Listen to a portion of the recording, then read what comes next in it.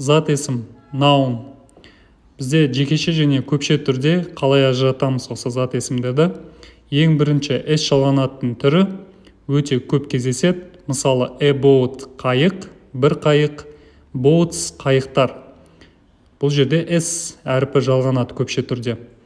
Екінші, a door бір есік, doors есіктер.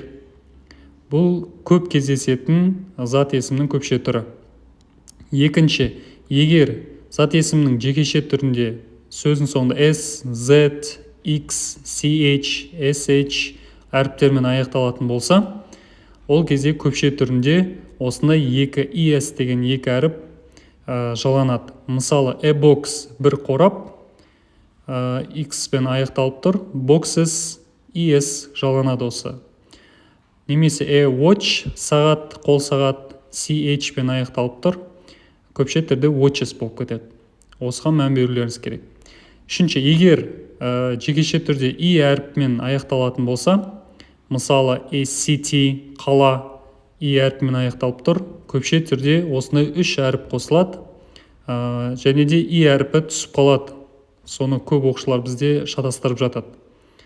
Осыған мән береміз. Және де төртінші түрі ол басқа сөзге айналып кететін сөздер. A foot аяқ, feet аяқтар.